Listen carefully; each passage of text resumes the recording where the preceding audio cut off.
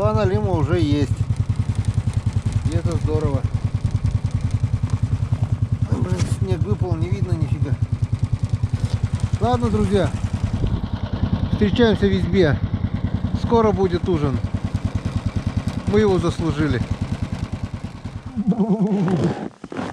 Пипец. Околел капитально. Так, все на месте, ничего не выпало. Вроде все.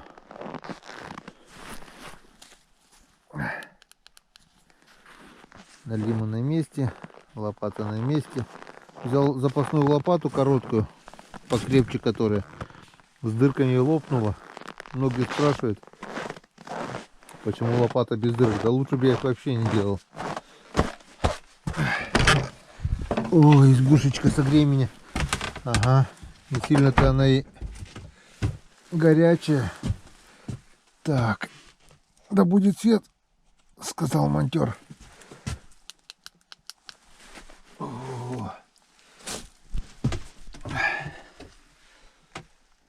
Ну вот скажут, да, у тебя мозги в порядке, коми-рыбак? Вот кто у тебя с дому гонит, да? Время уже без 15:08. Замерзший, голодный, холодный. Но вы не поверите, счастливый, да. Я поймал сегодня 2 налима. Не пустой. Был бы пустой, я, конечно, был бы у меня убитое настроение в хлам. Но я просто счастлив, потому что 2 налима в корыте у меня валяются. Это уже завтра, если даже пустой день будет, это уже очень хорошо. Я бы и одному рад был. Я рад, когда есть результат. Труд, результат. Потрудился, получил результат. Когда впустую, холостую, да, настроения нет. А так все нормально. Так что сейчас растапливаем печь, готовим ужин и садимся кушать. За это надо выпить, и никто не возражает.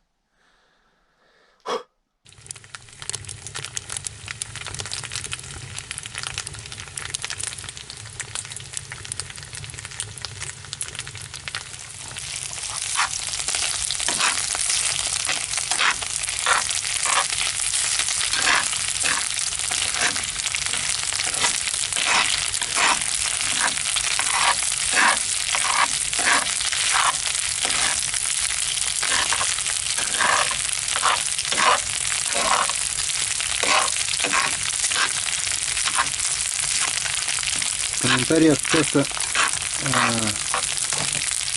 вижу вопрос, не вопрос, а почему ты избушки не готовишь? Ну я по-вашему что делаю? Высыпал мясо жареное, высыпал макароны и поджарил на печке. Вон, хрустящие получились у меня. Хрустящие вот такие вот макарошечки с поджаристой корочкой. Поджаренное мясо еще более прожарилось. Почему это я не готовлю? Вполне готовлю. Ну подумаешь, макароны готовые привез дома. Ну подумаешь, мясо готовое привез дома. Я просто этим сэкономил время. Я уже кушать хочу сегодня. В обед только чай попил.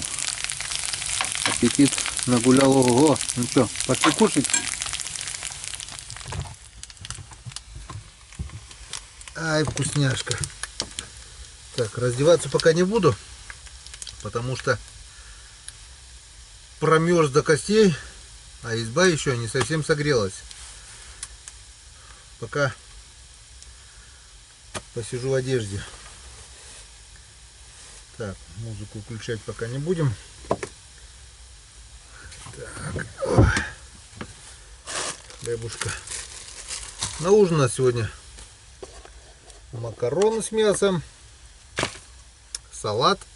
Кстати, салат мимоза, во, вроде бы главный ингредиент консервы кьязя.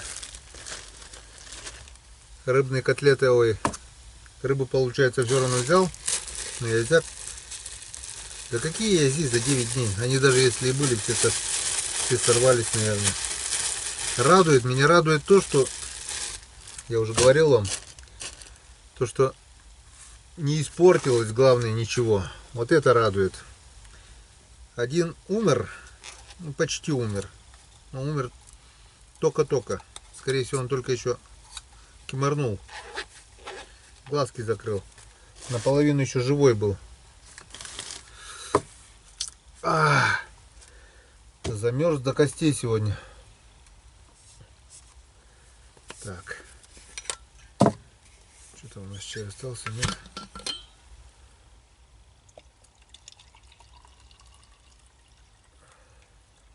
Потому что северный ветер.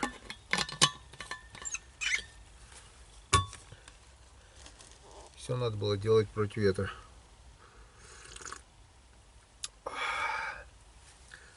Ну что, приступим?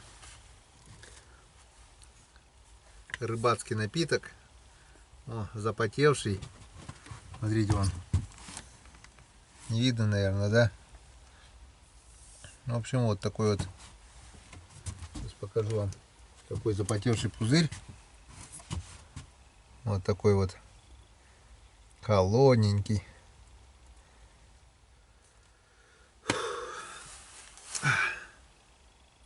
Ну что, приступим?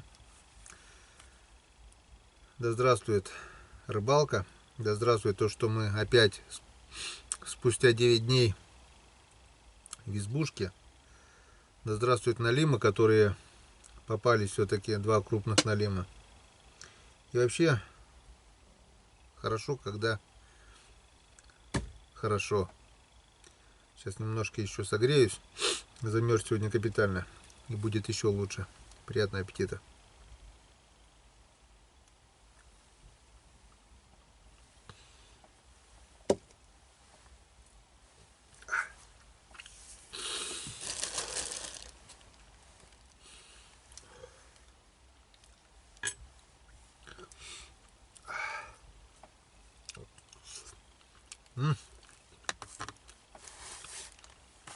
Сразу теплом пошло.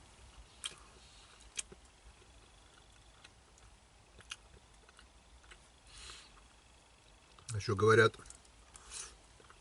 с мороза до сустатку не надо ничего.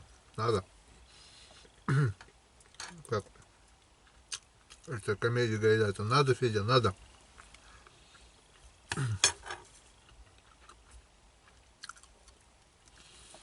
Все.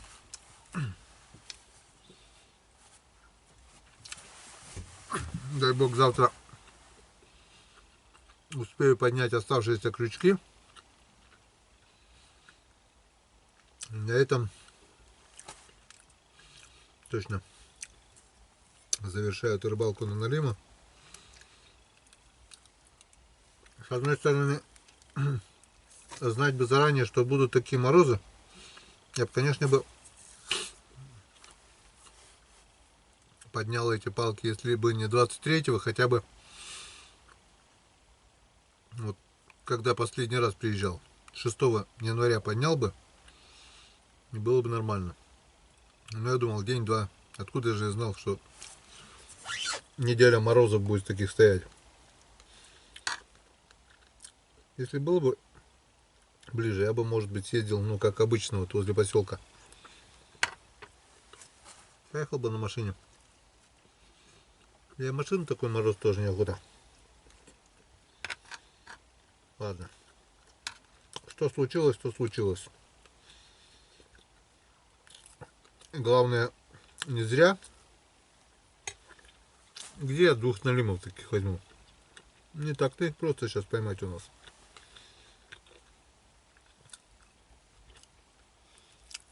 А так еще у нас верхний участок, может быть, там еще что-нибудь есть. Я даже ничего не будет, ничего страшного. Ну, уже потихоньку начал согреваться. Вот что делает рыбацкий напиток-то.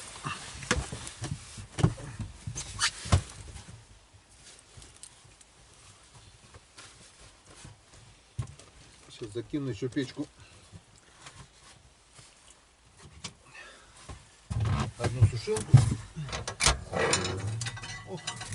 Тут не одну, тут две надо. Махом прогорают.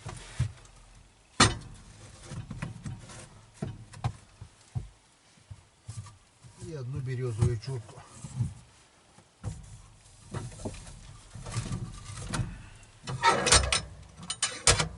Теперь будет Ташкент. Здесь будет город-сад. Ох, тяга какая, а? Мороз всегда тяга хорошая. Ох. Как бы я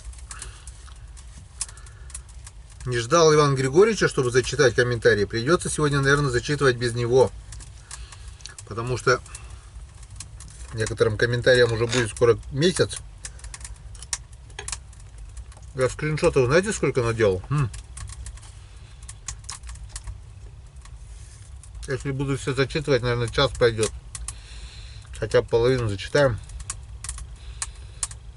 Ну а чей привет не прочтем, то не обижайтесь.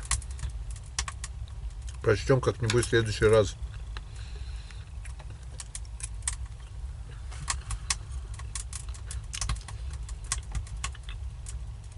И вообще, сообщения с вопросами или еще что-нибудь такое, лучше пишите в личку. Потому что за время морозов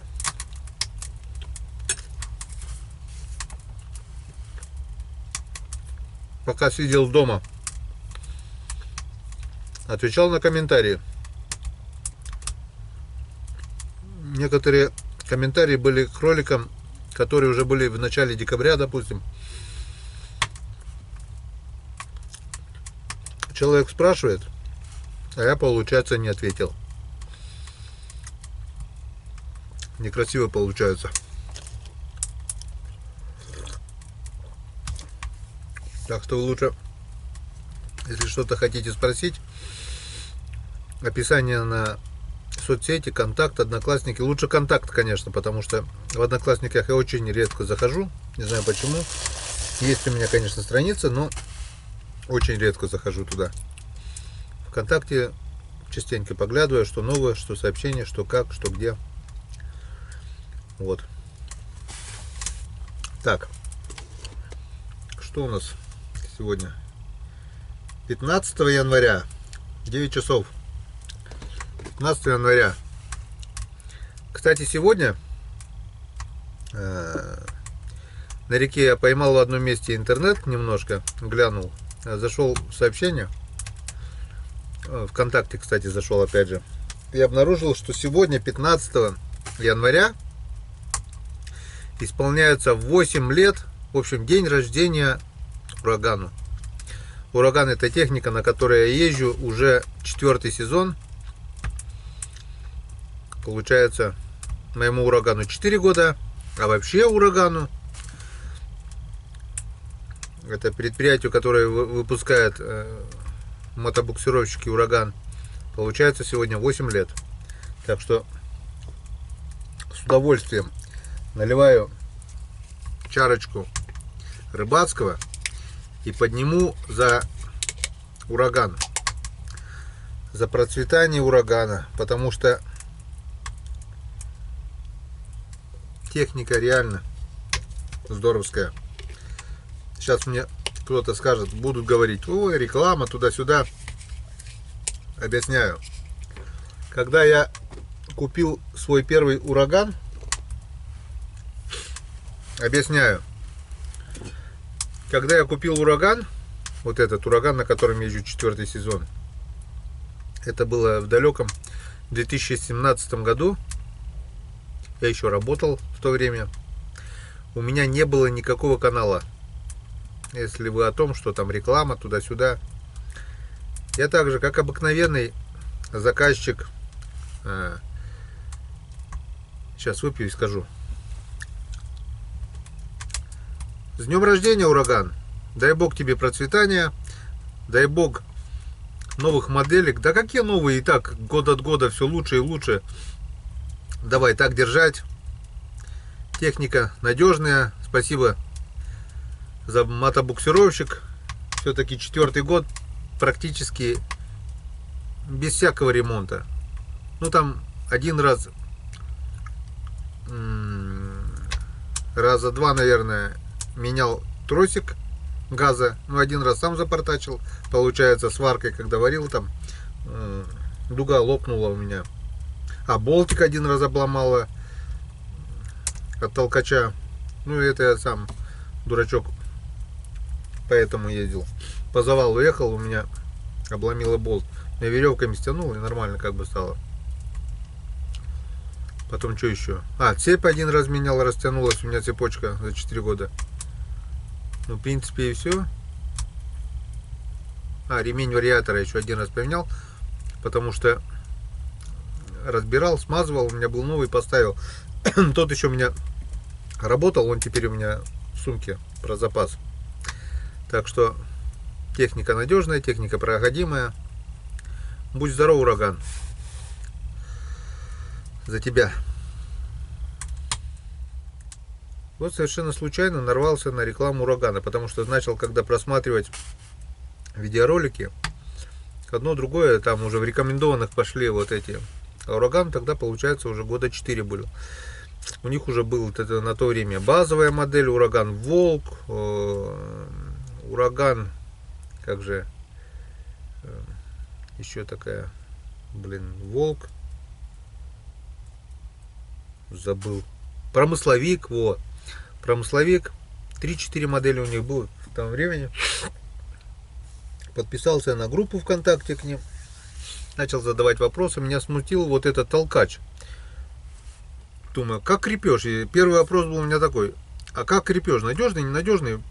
Он тащит вроде такую, ну, толкает там, а крепеж?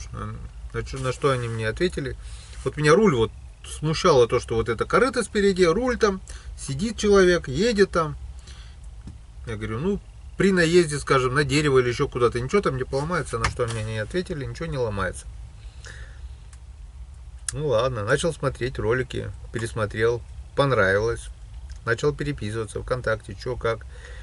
И вот прошел у меня декабрь, я думал, прошел январь, я думал, прошел февраль, я работал тогда еще, в Ухте работал, и начал собирать заказ. На что мне огромное, конечно, спасибо менеджеру Наталье. Она тогда сказала: Геннадий, если вы желаете подождать, у нас в марте месяце будет новая модель, ураган универсал. Вот именно вот эта моделька, на которой я езжу 4-й сезон. Суть в том, что универсальная модель, то есть она может ездить как зимой, так и летом, осенью, весной. То есть получается, я уточнил, что и как. Склизовую подвеску можно, в принципе, и постоянно ездить на балансировочной подвеске, на катках, получается. Но они мне сразу предупредили, сказали, что на склизах по глубокому снегу лучше, по болоту там лучше, что если, в принципе, вложиться, то лучше купить и склизовую, и катково-балансировочную. Что, в принципе, я и сделал. Подождал март месяц, заказал новую модель урагана. Меня только смущало риск. 50% надо бы денег заплатить сначала, а потом будут собирать тебе мотобуксировщик.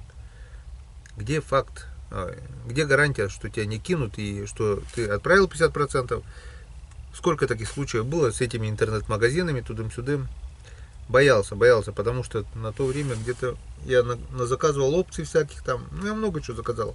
Я заказал задний ход, катково-балансировочную подвеску, склизовую подвеску, сани задние, сиденья на сани, кофр, все это денег стоит.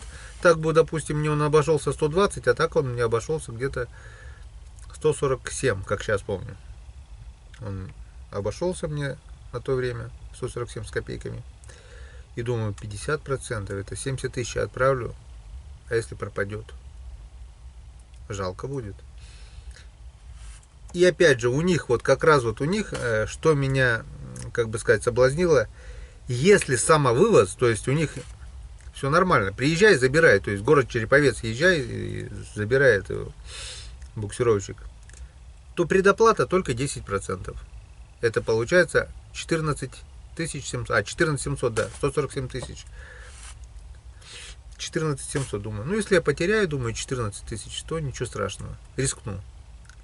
На тот момент не то, что в коме, не знаю, навряд ли, может быть, в коме и было там у одного, двоих там в коме. Но в Троицко-Печорском районе ураганов 100% тогда не было ни у кого. Я был первый. Риск был, конечно, да. Вот заказываю, перевожу им я деньги. И все, процесс пошел. Собрали мне ураганчика тогда. Очень я замучил тогда менеджера Наталью, то это надо, это прибавить, это убавить. По ходу уже сборки я корректировал как бы комплектацию, можно так сказать. И это лишняя работа им. То есть надо было конечную сумму это все вывести. И в итоге запчасти купил я, запасной ремень, там, запасную цепь, замки для цепей, тросики заказал, ремень вариатора. Это все, в эту стоимость у меня вошло. Кучу запчастей заказал я там, свечи, тросики газа там. Плюс у меня был задний руль еще, чтобы сзади рулить, классика, вот это все. Толкач. Короче, полный фарш. Ну вот. Когда мне позвонили, я был как раз на сенокосе и сказали, ураган твой готов. Это был август 17, наверное, или июль 17, не помню уже. Поехали. Кстати, вот, у меня еще много... Сейчас вот у меня, я уже говорил не раз, есть промокод на скидку 4%. Промокод Коми-Рыбак, кто, если желает заказать, дает 4% скидки. Скажем, заказали вы на 100 тысяч, 4 тысячи скидка. На дороге 4 тысячи не валяются. На 150 это получается 6 тысяч скидка. Это очень хорошая скидка. Вот. И у меня как бы спрашивают, а как выгоднее? Транспортной компании получить ураган? Те заказчики, которые по моему промокоду, они как бы со мной советуются. Или же самовывоз? На что я им отвечаю. И теперь вот отвечаю всем вам, как было у меня. На тот момент доставка где-то транспортной компании было около 8-9 тысяч. Ну, 8, 9, там 8 500 может быть. Сколько обошлась мне доставка? Я попросил товарища, он мне отказал. На универсале поехали. Я говорю, а если не влезет? Я говорю, если не влезет, у тебя фаркоп есть, я куплю прицеп. И когда мы поехали доехали в Киров, в Даниловке, там переночевали в гостинице. Потом Череповец, доехали, переночевали в гостинице. Забрали буксировщик. Приехали в Вологду переночевали в гостинице. Короче, 3 дня мы переночевали в гостинице, как белые люди, с простынками, с едой. На это у меня все ушло. Бензин, проживание в гостинице и еда мне и водителю 20 тысяч. 20 тысяч я примерно подсчитывал. Может там 21, там где-то так вот. Мелочевка там попить туда-сюда не считал. Ну пусть 20-21 тысяча. Вот. И когда мы приехали, я говорю, что с меня? Он попросил у меня еще 15 тысяч. В итоге сколько получилось? 35 тысяч. У меня обошлась доставка. Вот. Плюс я потерял 3 дня времени. Как раз сенокос шел. Я брату сено заготавливал. То есть меня не было. Они нанимали, получается, помощников народа. Они тоже... Ну, в общем, влетела в копеечку вот эта доставочка. Когда можно было спокойно транспортной компанией привезли бы до города Ухты, но кто же знал? Я же как бы подстраховался, можно так сказать. Так что вот то, что говорят реклама, не реклама. Когда я покупал ураган, никакого канала у меня еще не было. Я купил его на свои кровные деньги. И когда вот смотришь на некоторых блогеров, которые, не знаю, купили ураган, получили ураган, дали им ураган, я не знаю. Ну, как, которых руки растут, я говорю, не с того места, а с задницы, реально, потому что убивают эту технику, надежную, проходимую технику, они просто убивают, показывают это у себя на канале, это просто, говорю, антиреклама какая-то, я не знаю. У всех она ездит, а вот у определенного блогера она вот не ездит. У всех она хорошая, а вот у определенного блогера она плохая. Не буду говорить, кто это. Наверное, многие догадались уже, про кого я говорю. Это, мне кажется, просто кто-то ему заказал антирекламу, урагану, конкуренты, скорее всего. Я говорю, четвертый сезон, езжу, никаких нареканий. Все четко, все здорово. Дальше больше. Они каждый год развиваются. И, кстати, у них группа ВКонтакте, обязательно я к этому ролику в описании дам ссылочку на группу ВКонтакте. Это мотобуксировщик ураган повышенной проходимости. Короче, вы сами зайдете, посмотрите. Они сами себе всегда, все недочеты пишите в группу. Все жалобы пишите в группу. Благодаря вашим жалобам, недочетам, мы усовершенствуем. То есть, что-то недочет какой-то, написали, они прочитали, исправили. Прочитали и исправили. И с каждым годом эта техника становится все лучше и лучше. Потому что, когда я покупал свой универсал, вот взглянуть на мой старичок универсал, и какие модели сейчас они делают, ураган Сибирь, ураган Тайга, это просто небо и земля. Мой хороший, но там вообще, там танки, я не знаю. Вот брат заказал прошлый год с Троицко-Печорского района, по моему промокоду уже только раз, два, с моей силы, раз, два, четыре. 4 человека только, или 5, только с района заказали. Не говоря уже по республике, сколько и по России там тоже позаказывали. И все довольны. Сейчас... И, кстати, они, знаете, начали делать с этого года, с 20-го, аэролодки. Я посмотрел, ролики меня впечатлили, я так загорелся. Мне все Иван Григорьевич говорил, я хочу, говорит, лодку на воздушной подушке с пропеллером. Я как-то ровно относился, но я сейчас посмотрел, у них лодки, в принципе, по цене хорошего снегохода, ну, буксировщика. По воде они ездят, по снегу ездят, по траве ездят. В общем, что мне говорить, оставляю ссылку в описании. Аэролодки, аэроустановки системы ураган. Заходите и посмотрите. Вы сами все видите.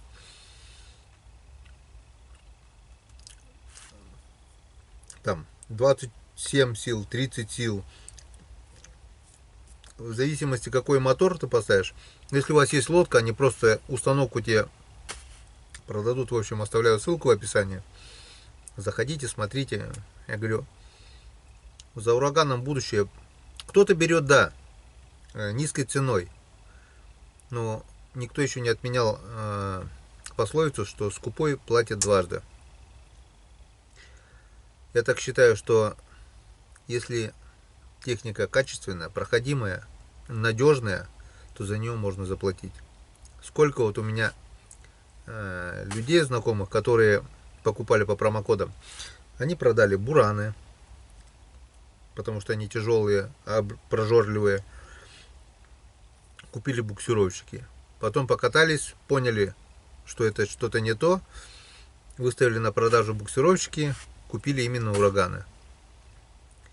И все больше и больше, ну да, возможно, они видят, допустим, благодаря моему каналу, что может эта техника, как может.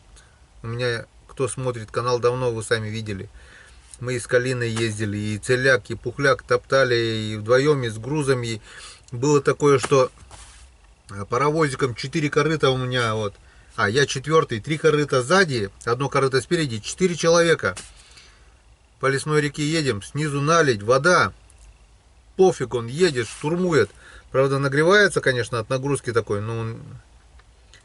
А плоты делал на весновку, плоты делал. Вот такие чушки грузил, но там я, правда, корыто проломил потом.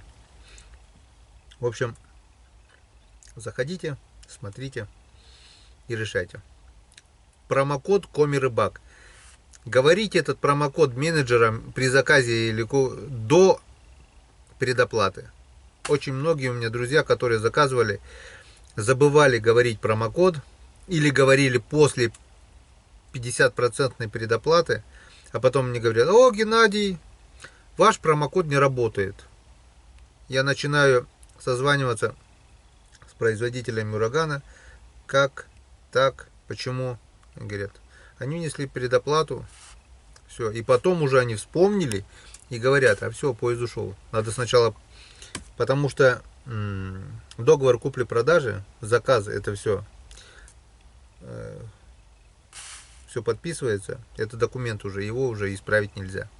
Так что говорите про промокод Коми-Рыбак до того, как вы внесли предоплату, до того, как вы подписали договор, чтобы скидку сделали заранее. Скидка хорошая, 4%, это сумма немало как раз, в принципе, стоимость доставки. Ну ладно, что мы заболтались, что-то я вам нагрузил. Сегодня день рождения урагана, это хороший повод. И за это можно чарочку полную. Молодцы, молодцы, ураган. Лодки пошли. Это за 4 года такое изменение получается. Им 8 лет. 4 года назад у них еще было там 3-4 мотобуксировщика. А сейчас у них целый ряд. Сибирь, Тайга, Медведь, Универсал Плюс. Это подлиннее моего. Базовые, кстати, тоже остались, эти маленькие ураганы. Красота, красота, не техника. То, что где-то подешевле, может быть. Вон сейчас тот товарищ, который я хотел буксировщик купить, той марки до урагана. Все, сварка на сварке. Варят там, лопается здесь. То есть металл тонкий получается. Где-то рама лопнула, где-то треснула. Заваривают, сварка держит, рядом лопается. Просто не выдерживает нагрузок. Год, да, может, поработает там. А потом начинают. Где-то обстучали ото льда, где-то все, где-то краска треснула, пошло ржаветь, трескается, лопается. Где-то вообще фанерная основа. От воды она набухает, крошится и все такое. Тут толщина металла. Да что говорить. Заходите, смотрите, короче. Будем здоровы. А так вот, если честно, у меня теперь мечта приобрести вот эту аэроустановку. Понимаете, в один миг исчезнет слово распутица, которое у нас обычно длится 2, 3, 4 недели, месяц, полтора, плюс-минус, шуга. А тут никаких преград. Сел и поехал. Что весной распутится, что осенью распутится. Сел и поехал. Серега, река Камчатка, имеет такой аппарат. Катается в любое время. И нормально. Первый раз, кстати, вот меня зацепило то, что Серега катается. Я начал вот задумываться уже об этом. Но когда увидел, что мой ураган делает такие же лодки, я вообще загорелся. И жена, конечно, меня слушать не хочет об этом, но главное найти подход.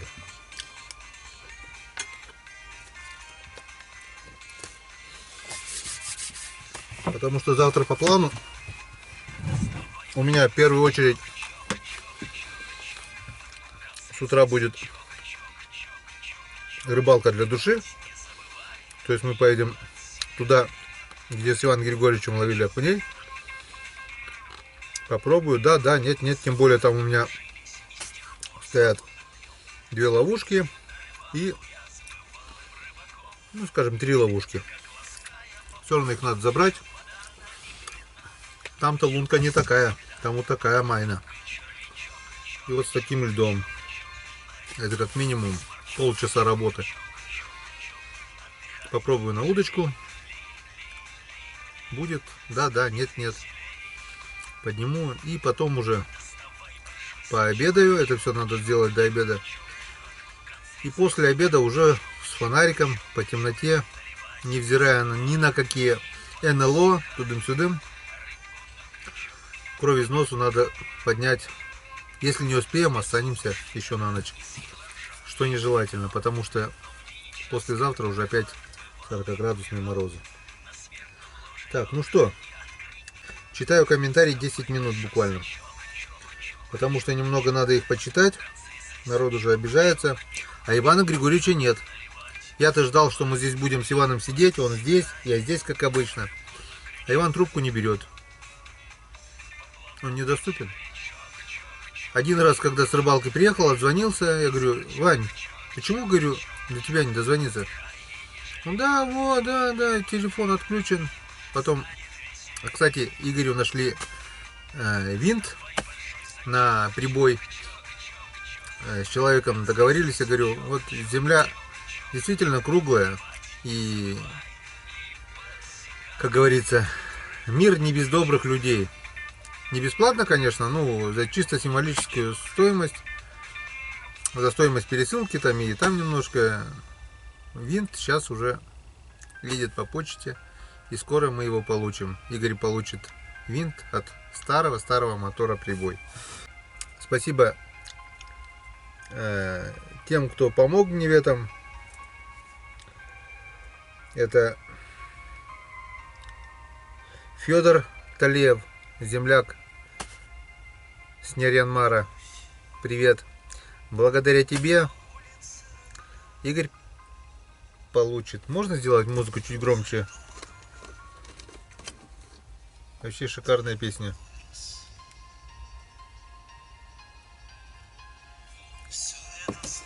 Эдуард Хуснутдинов. Вот такие вот песни поет. Вообще мне нравится капитально. Когда он исполняет авторские свои песни, у меня вообще слезы наворачиваются на глазах. Тоже слушаю его с 16 года. Каждая песня со смыслом. И про маму там песни есть, и все такое. Каждая песня. Есть и веселые песни. Молодец. Человек занимается спортом. Кто еще не знает Хуснутдинова, послушайте. Вот такой певец. Сейчас скажут: точно вечер рекламы пошел. Просто говорю то, что мне нравится. Так что Федор Талиев. Нашел человека мне. ВКонтакте он ник. Человек Николай, получается. Ему уже 7-й десяток пошел. Созвонились, переписались, договорились, поняли друг друга. У них там свое общество водомоторников. У него где-то 10 или 15 старых лодочных моторов. Если не на посиделках, поздравь меня, Сергея Кулакова, с юбилеем в эфире. Я у тебя уже поздравил. Поздравляю еще раз. С юбилеем, Серега. Верный твой подписчик Сергей Кулаков. Да, ты и по комментам видишь. Конечно, вижу. Я комментарии одни и те же пишут. Вот 100-200 человек одни и те же. Постоянно одни и те же. Это самые верные, получается, друзья на канале.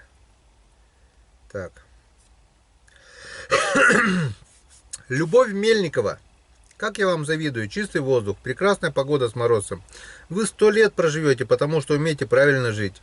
Вот так вот надо жить, заниматься любимым делом, кушать только экологически все чистое, отдыхать и рыбачить на природе, далеко от города. Молодцы. Спасибо, Любовь.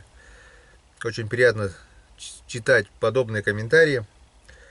Сергей Голдарев. Привет честной компании. Дай вам и вашим близким Бог добра, здоровья. Ген, зачем ты оправдываешься перед теми, кто все равно ни хрена не понимает в культуре питья? Ну их к монахам. Все правильно, Серега. Ну их к монахам. Дагир Алиев лайк поставил. Молодец.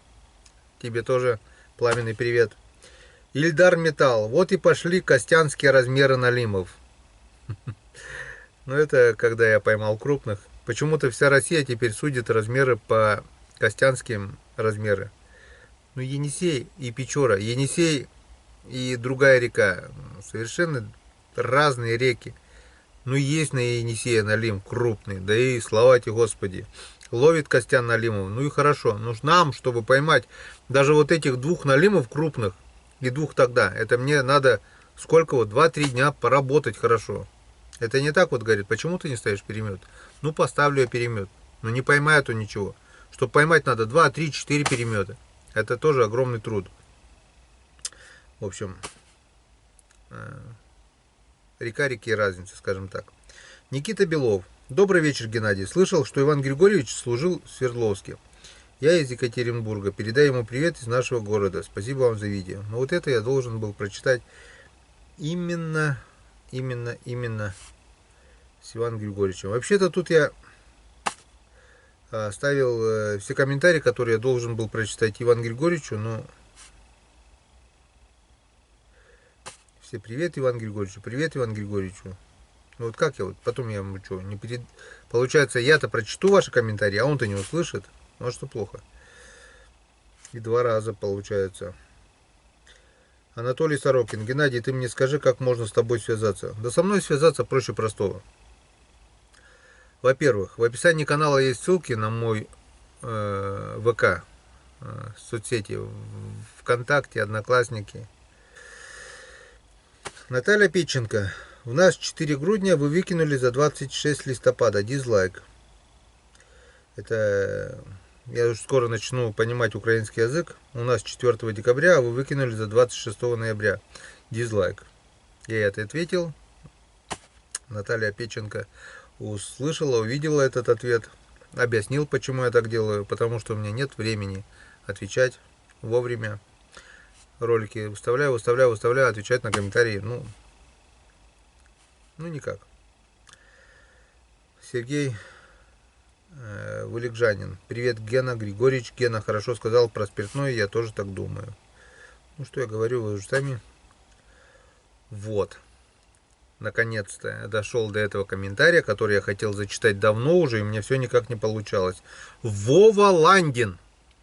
Привет тебе из Кривого Рога. Смотрю видео твое. Все красиво, все нравится. Большое спасибо за то, что есть твой канал. И просьба, передай мне привет Ландину Владимиру и дочери Ландиной Алине, Ландину Руслану, Ландину Владу, моим сынам,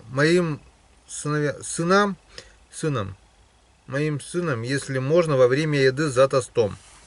Вова Ландин, я тебе пообещал, я свое слово сдержал.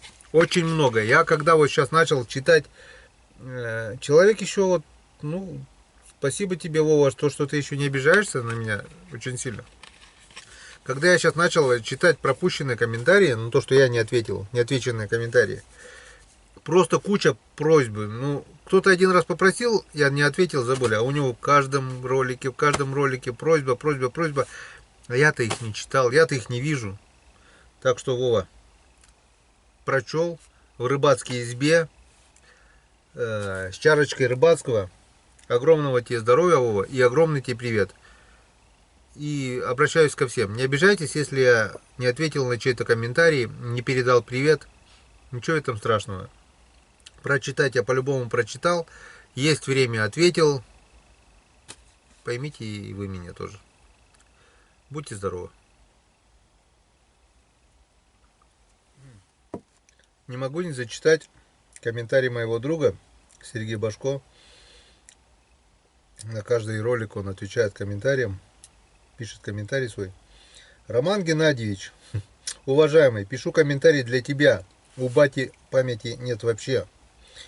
Рыба при подсечке всегда уходит в сторону, где есть укрытие. Бровка, коряга, трава, камни и так далее. Неважно, окунь, ёрш, плотва, сиг, язь, хариус. Это инстинкт. И при опасности щука, шум или иной какой пугающий фактор, вся стая уйдет туда, где можно укрыться. Так вот, при ловле зимой, при вываживании, обращай внимание, в какую сторону натянута леска. И при затухании клёва или резком его прекращении искать нужно в той стороне, куда тянула рыба.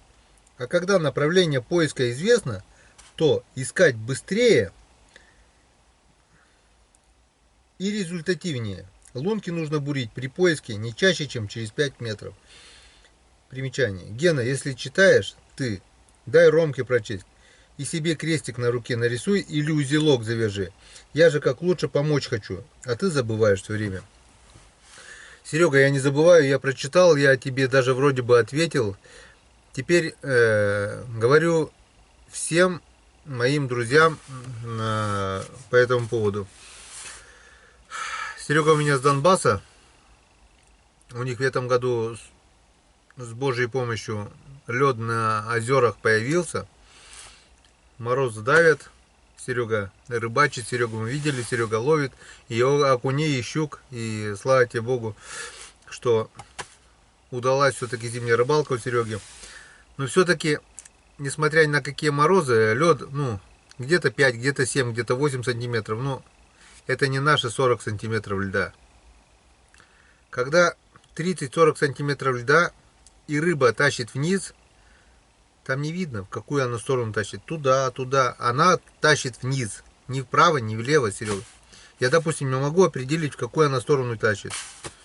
Ну да, где течение сильное, в принципе, видно, что в какую сторону оно идет течение.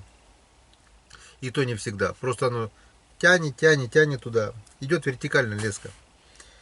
И где-то как-то определиться, в какую сторону рыба пошла. Да, где лед такой тонкий, да, можно. По первому льду возможно. Там видно. А когда лед толстый, там ничего не видно. Я услышал, Сергей. Если что, я возьму во внимание. Опа-на, сейчас телефон сядет. Так. Геннадий, я понимаю, что коми-рыбак, что на охоту не ходите, что ли зимой про охоту тоже съемки делаете. Борис Борисович пишет. Тут начали потом. Не то чтобы ругаться, а есть то, что дает. Не ресторан, брат. Уже не Геннадий, но ругаться на канале не надо, друзья. Я объяснил Борису Борисовичу, что почему я не хожу зимой на охоту. Коротко могу сказать и вам. Не вижу смысла ходить зимой на охоту. Если осенняя и весенняя охота я хожу, мне это нравится, и как бы я заготавливаю мясо, дичь, то зимой ходить на охоту, я имею в виду для шкурок, стоимость шкур вообще обесценилась. Я не вижу смысла уничтожать ту же куницу, норку и остальных пушных зверей, потому что белку ту же. Если раньше в советские времена шкурка белки стоила 3 рубля, вспомните, сколько можно было купить в советские времена на 3 рубля. Патрон стоил 25-28 копеек. Вот посчитайте. И сейчас шкурка белки стоит 50 рублей. Самый дешевый патрон, 2 патрона ты на шкурку белки купишь. Вот и вся разница. Я надеюсь, я ответил. Ну а насчет копытных, я скажу вам так. Пока я не добуду законным способом лицензию, каждый год я подаю заявку, но мне не везет. Меня отшивают. Вот когда у меня будет лицензия на лося на руках, тогда мы вами покажем зимнюю охоту на лося. А пушнину, зверьков я убивать не буду точно. За копейки, вот то, что сейчас вот скупщики платят за копейки, вот я не собираюсь уничтожать ту пушнину, которых осталось и так немного. А птичек попутно, да, попутно могу. Если я где-то увижу там косача или там стайку косачей, я могу подкрасться, я могу день потерять. Но целенаправленно я ходить за ними не буду. Я надеюсь, я ответил на ваш вопрос. Опять Серега.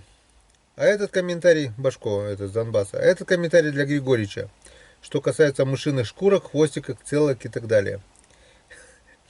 Сидят в тюрьме чукча и русский. Русский спрашивает. За что сидишь? Писец стрелял, однако. 5 лет дали. А ты? А я жену убил. 15 дали. За жену? 15 лет? Однако. Там же меху-то с ладошку. Черный юмор. Ну, что есть, то есть. Иван Жиганов. тоже случай был с рогами. Батя привез с рыбалки рога. На следующие выходные поехал, а брат мелкий орет: «Мама, мама, папа на рыбалку поехал, а рога свои дома забыл». Вот угару было.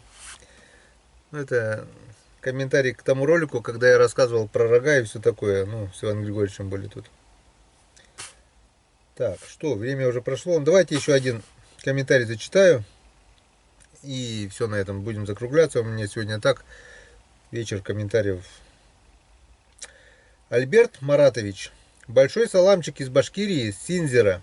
Вот смотрю ваше видео и радуюсь, просто молодцы. Тоже бы хотел в избу на несколько дней на рыбалку, но надеюсь, все впереди. Вам всем удачной рыбалки по жизни. И если есть возможность, поздравьте мою дочь Риану с Новым годом. Когда будет ролик, спасибо за ваше видео. Все очень отлично. Всем привет. И вам, и вашей всем здоровья. И с наступающим Новым годом. Все, пока. Как вы видите, этот комментарий был до Нового года. То есть я готовился. Я сделал скриншоты. Не было возможности прочитать. Так что, Риана, дочь Альберта Маратовича, привет тебе. Привет, привет, привет. С рыбацкой избы, с далекой северной страны Коми Республики, с реки Печоры. Огромный привет. Всем здоровья, всем счастья. На этом пока с комментариями закругляемся. Остальные, вот у меня здесь заскринено очень и очень много. Мы когда-нибудь все это зачитаем. Ну, друзья, не будем затягивать время. Я сейчас поужинаю, с вашего позволения. Попью чайковского. Закидаю печку сырыми дровами и лягу спать. До завтра. Завтра утром проснемся и скажем: доброе утро. Новый день начинается, наступило новое утро. И, возможно, за утренним завтраком, если не забуду, нет, не забуду, не должен забыть, 5 минут почитаю ваши комментарии. До свидания, друзья, спокойной ночи, всем привет, всем пока, до завтра, до встречи на канале Коми Рыбак.